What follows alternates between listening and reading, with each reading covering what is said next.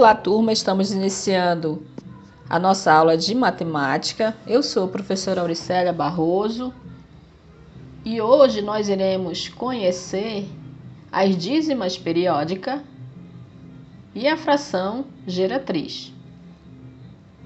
Então, as dízimas periódicas, elas são números racionais cuja característica principal é a repetição de um ou mais algarismos infinitamente, o que constrói o período da dízima.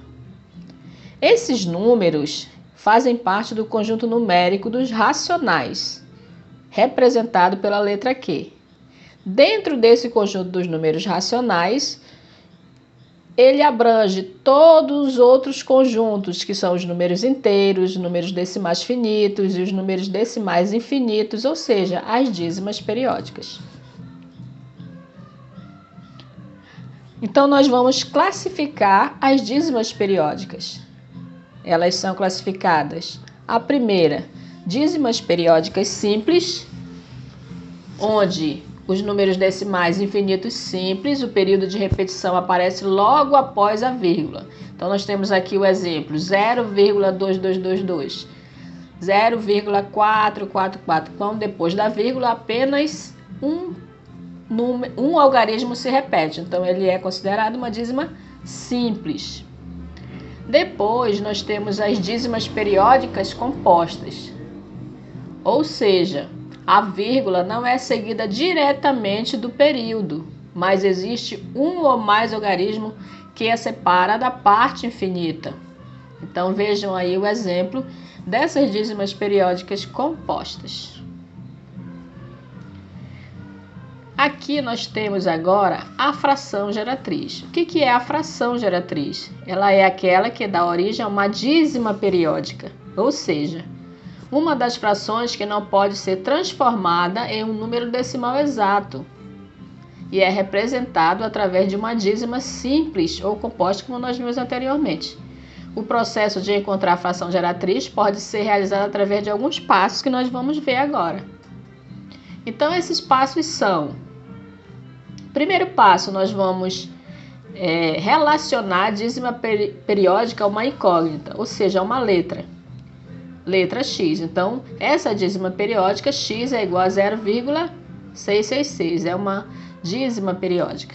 Depois, no segundo passo, nós vamos realizar a multiplicação de ambos os lados da equação por um dos múltiplos de 10, tendo em vista a quantidade de algarismo do período. Então, nós vamos observar quantos algarismos tem depois da vírgula e nós vamos fazer a multiplicação. Então, se tiver um algarismo, a multiplicação vai ser por 10. Se nós tivermos 2 algarismos, a multiplicação por 100. E se tivermos 3 algarismos, a multiplicação será por 1000. O terceiro passo, nós precisamos subtrair a segunda equação pela primeira e realizarmos as operações seguintes. Então, nós igualamos a x, multiplicamos por 10, por quê? Porque só tem um período após a vírgula, ou seja, um algarismo após a vírgula. Então, ficaria 10x, que é igual a 6,666, depois da multiplicação. Fazemos a multiplicação, então nós vamos subtrair menos x, que é igual a 0,666, a subtração. Então, nessa subtração, 10x menos x vai ser 9x. E a subtração dessa segunda parte, que é 6 menos 0,6, vai dar apenas 6. Então, nós vamos ter que x é igual a 6 sobre 9. 6 sobre 9 é a fração geratriz, ou seja, aquela que gerou essa dízima periódica. Aqui nós temos outro exemplo. Então, nós vamos seguir o mesmo passo que nós vimos.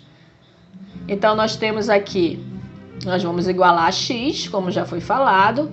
Nós vamos observar quantos algarismos se repetem depois da vírgula. Então, nós vamos observar que são 3, porque 278, 278, então se repete. Então, nós vamos ter que multiplicar por 1000. 3 algarismos, multiplicamos por 1000. Então, vamos lá.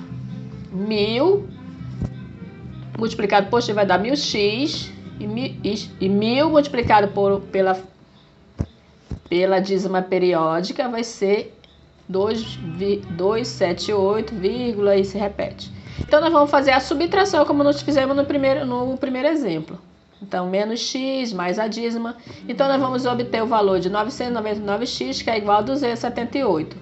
Então, nós vamos ter que x é igual a 278 dividido por 999. Então, essa fração que nós chegamos ao final, ela é a fração geratriz, aquela que gerou essa dízima. Então, esse foi o nosso estudo de hoje. Espero que vocês tenham entendido e até a próxima aula.